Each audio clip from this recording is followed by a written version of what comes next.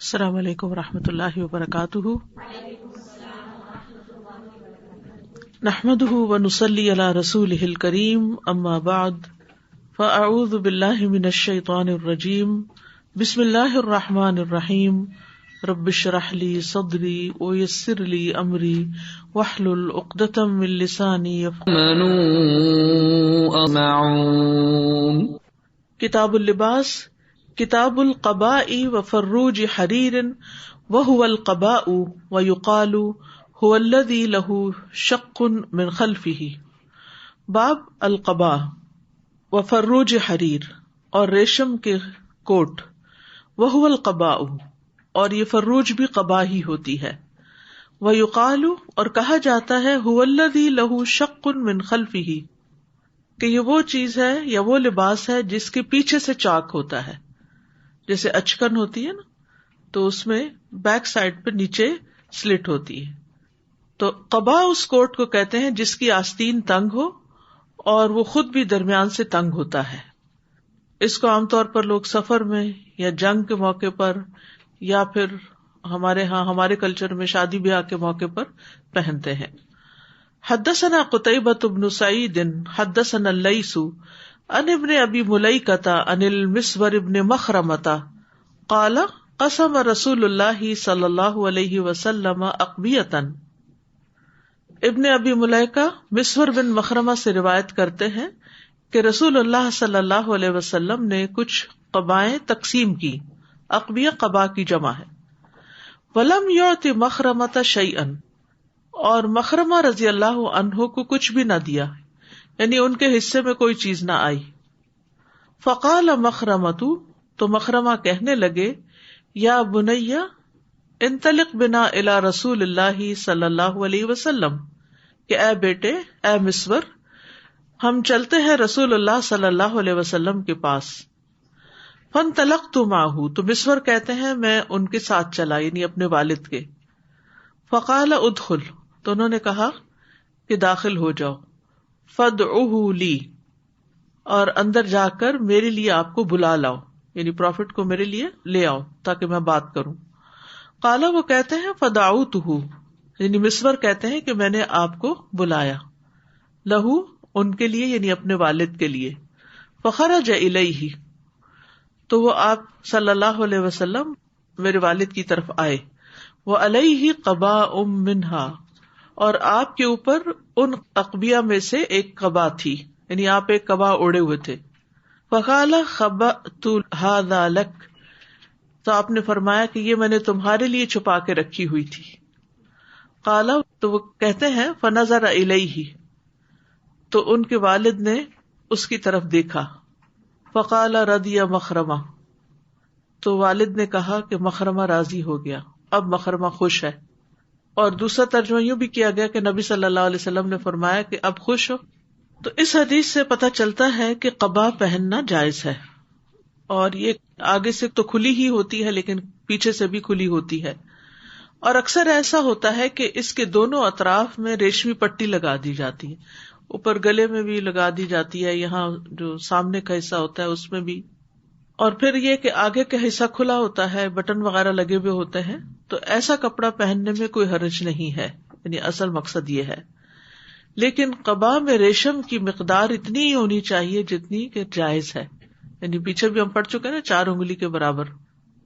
تو یہ قبائیں جو نبی صلی اللہ علیہ وسلم کے پاس آئی تھی یہ ریشمی تھی، اور حدیث سے پتہ چلتا ہے کہ رسول اللہ صلی اللہ علیہ وسلم نے اس کو پہنا۔ تو ابن حجر کہتے ہیں کہ شاید اس وقت ریشم پہننا مردوں کے لیے حلال تھا، یہ اس وقت کی بات تھی، اس لیے آپ نے بطور حفاظت اس قبا کو اپنے اوپر ڈالا ہوگا، یعنی آپ نکلے اور آپ کے اوپر تھی تو ضروری نہیں کہ آپ نے بازو وغیرہ بھی پہنے، آپ نے بس اپنے اوپر رکھ لیا۔ ایک اور روایت میں آتا ہے کہ جب رسول اللہ صلی اللہ علیہ وسلم باہر تشریف لائے تو آپ کے پاس قبا تھی۔ اس حدیث سے پتہ چلتا ہے کہ کس طرح نبی صلی اللہ علیہ وسلم اپنے ساتھیوں کی نفسیات کو سمجھتے تھے اور ان کا خیال رکھتے تھے اور ان کی ضروریات پوری کرتے تھے، یعنی اس میں ہمارے لیے ایک بہت بڑی رہنمائی ہے۔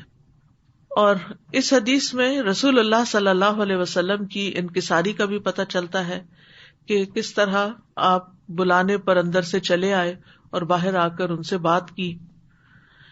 اس حدیث سے بھی پتہ چلتا ہے کہ آپ صلی اللہ علیہ وسلم نے مخرمہ رضی اللہ عنہ کی تکریم کی. تو جو گھر پر آ جائے اس کو عزت دینا لازم ہوتا ہے. پھر اسی طرح یہ کہ آپ نے ان کے لیے قبا چھپا کر رکھی ہوئی تھی، اور پھر یہ کہ نبی صلی اللہ علیہ وسلم نے پہلے اس کو خود اوڑھا ہوا تھا، تو یہ بات حضرت مخرمہ کے لیے اور بھی زیادہ عزت افزائی کی بات تھی کہ آپ کا اترا ہوا کپڑا انہوں نے پہنا. یہ حضرت مخرمہ کے لیے باعث تکریم تھا، کیونکہ ہر بندے کی یہ خواہش ہوگی کہ وہ نبی صلی اللہ علیہ وسلم کا اترا ہوا کپڑا پہنے. پھر اسی طرح یہ کہ چونکہ سب کو ملی تھی قبائیں، تو صرف ان کو نہیں ملی تھی، تو ان کے دل میں خیال گیا، یعنی تھوڑی ناراضگی سی تھی. یہ بھی ایک قدرتی سی بات ہے. تو اس سے یہ پتہ چلتا ہے کہ اگر کوئی ناراض ہو جائے تو اس کو راضی کر لینا چاہیے اور نرمی سے بات کر لینی چاہیے تاکہ دوسرے شخص کا غصہ ٹھنڈا ہو جائے. تو نبی صلی اللہ علیہ وسلم نے حضرت مخرمہ کے ساتھ اتنا اچھا سلوک کیا کہ وہ بول اٹھے، رضی مخرمہ، اب راضی ہو گیا مخرمہ، یعنی اب میں خوش ہوں، آئی ایم ہیپی. تو ہمیں بھی اللہ سے دعا کرنی چاہیے کہ اللہ تعالیٰ ہمیں بھی ایسا اچھا اخلاق دے کہ جو ہم سے ناراض بھی ہو تو ہم اس سے ایسا معاملہ کریں کہ وہ کہے کہ اب میں راضی ہوں. یعنی پہلے وہ ناراض ہو کر ایک طرح سے آئے تھے کہ مجھے کیوں نہیں ملی، کوئی تنقید نہیں کی، کوئی تبصرہ نہیں کیا، لیکن ان کے دل میں ایک چیز تھی تو وہ خود آ گئے نبی صلی اللہ علیہ وسلم کے پاس. اس سے یہ پتہ چلتا ہے کہ کمیونیکیٹ کرنا چاہیے. کمیونیکیٹ کرنا بڑا ضروری ہوتا ہے ریلیشن شپ میں. کوئی بھی شخص جس کے ساتھ آپ کا قریبی تعلق ہے، اگر آپ اس کے ساتھ کمیونیکیٹ نہیں کرتے تو آپ کا اس سے ریلیشن شپ کبھی بھی اچھا نہیں ہو سکتا. مثلاً اگر آپ کی اپنے ہسبینڈ کے ساتھ کمیونیکیشن نہیں ہے، آپ کو ان کی کسی بات پر اعتراض ہے اور آپ ان سے بات ہی نہیں کرتے، یا ان کی کوئی بات آپ کو اچھی لگتی ہے اور آپ ان سے اظہار ہی نہیں کرتے، تو آپ کے ریلیشنز کبھی بھی اچھے نہیں ہو سکتے. اسی طرح بچوں کی تربیت کے لیے اکثر لوگ پوچھتے رہتے ہیں کہ بچوں کی تربیت کیسے کریں. تو بچوں کی تربیت میں سب سے اہم بات یہ ہے کہ آپ کمیونیکیٹ کریں ان سے. جب وہ اسکول سے آئیں تو آپ موجود ہوں، آپ ان کی بات سنیں اور وہ آپ کی بات سنیں. وہ آپ سے شیئر کریں کہ آج اسکول میں کیا ہوا، کیا کسی نے ان کو بلی تو نہیں کیا، کیا ٹیچر نے ان کو اپریشیٹ کیا یا نہیں کیا، کیا کھیلے، کیا کھایا، کس کے ساتھ کہاں گئے. اور اسی طرح آپ بھی اپنے دن کا کچھ نہ کچھ حصہ ان کو ضرور بتائیں کہ آج آپ نے کیا کیا.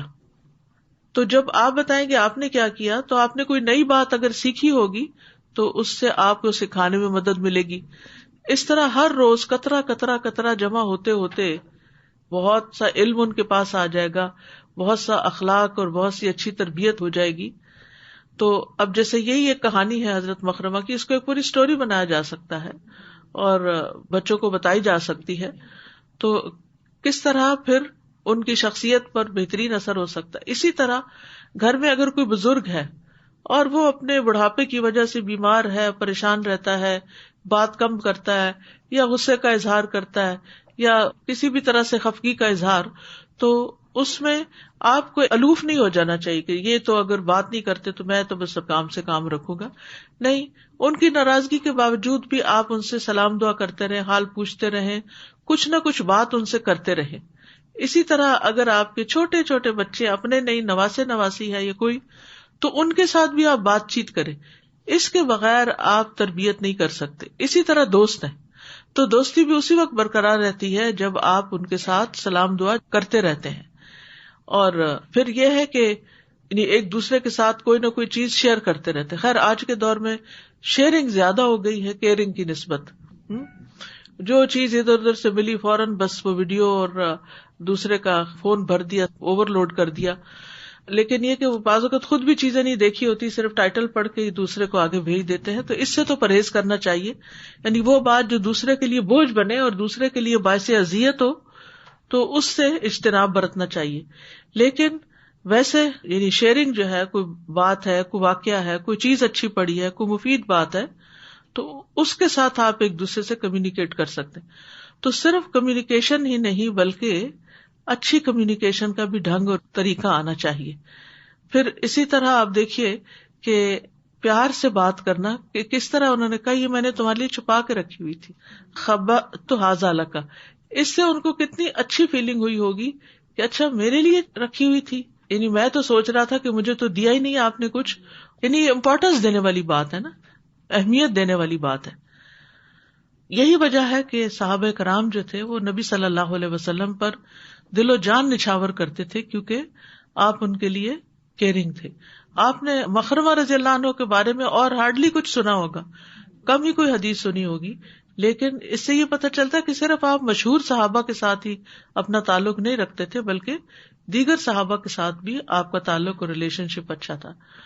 تو ہیلدی ریلیشن شپ جو ہے یہ ہماری اپنی ذہنی روحانی صحت کے لیے بڑا ضروری ہے، کیونکہ جب کوئی شخص موڈ آف کر کے بیٹھ جاتا ہے یا ناراض ہو کے بیٹھ جاتا ہے تو آپ کے دل پر اس کا بوجھ پڑنا شروع ہو جاتا ہے، آپ کو پریشانی لاحق ہو جاتی ہے. چاہے آپ اپنے آپ کو کتنا بھی کمپوز رکھیں، لیکن آپ کو یہ فیلنگ ضرور ہوتی ہے کہ یہ میرے ساتھ کیا ہو رہا ہے.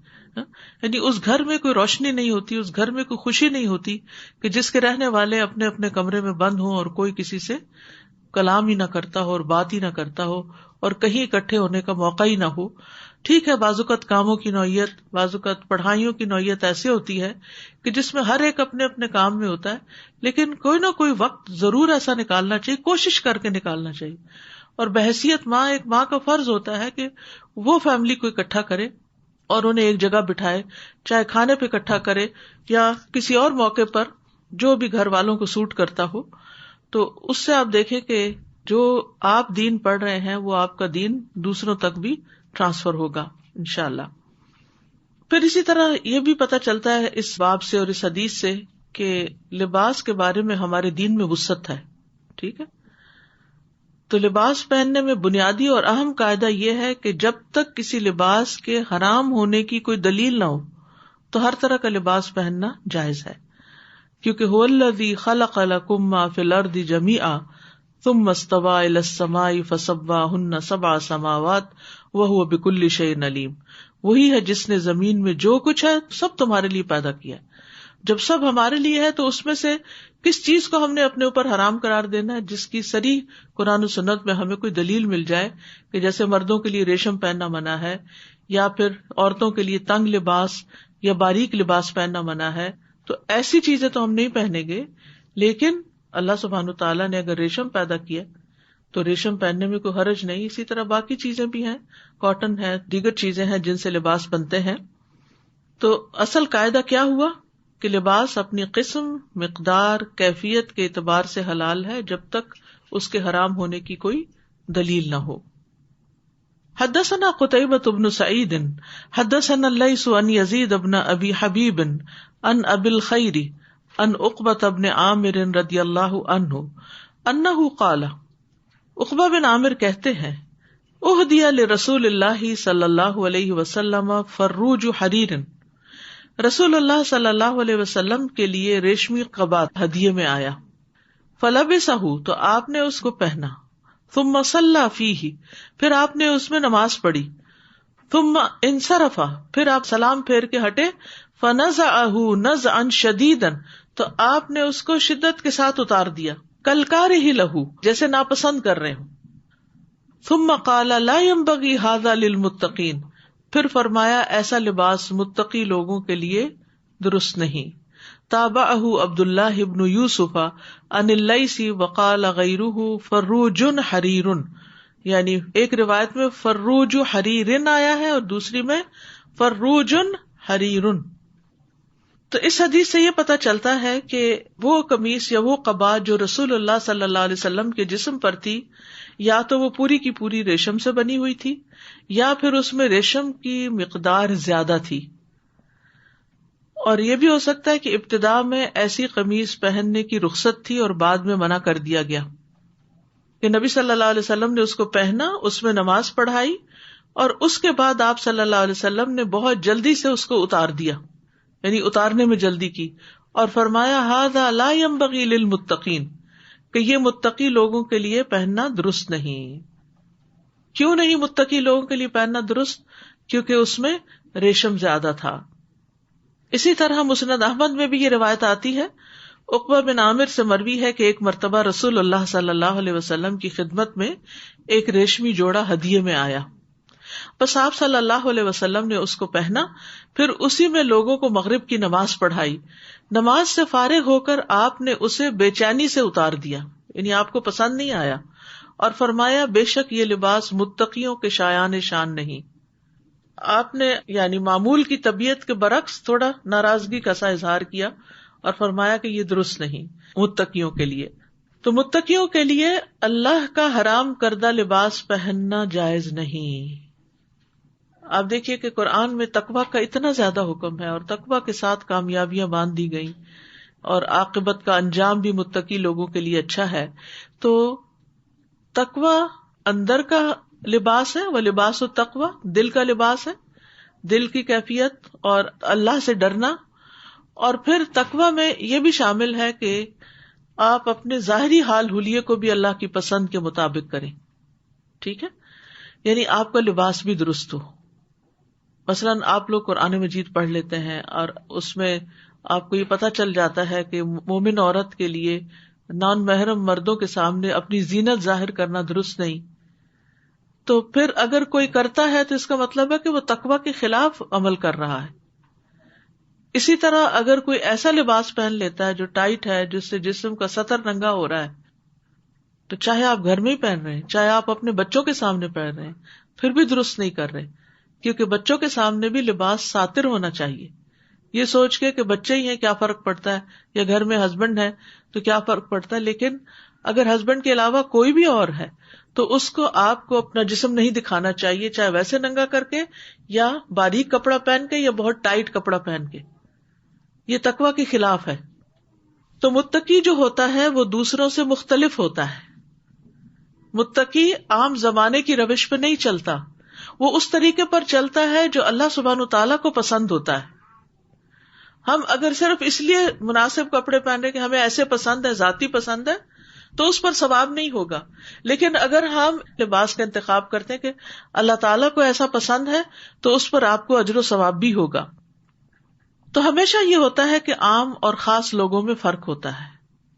عوام الناس جو ہیں وہ ایک دوسرے کی دیکھا دیکھی کام کر رہے ہوتے ہیں کہ اب کیا فیشن ہے، اب کیا ٹرینڈ ہے، اب لوگ کیا پسند کرتے ہیں.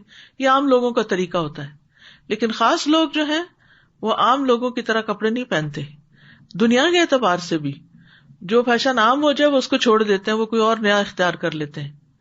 اور پھر اگر کوئی اور اس کو کاپی کرنے لگ جائے تو پھر اس کو بھی چھوڑ کے ایک اور ٹرینڈ اختیار کر لیتے ہیں.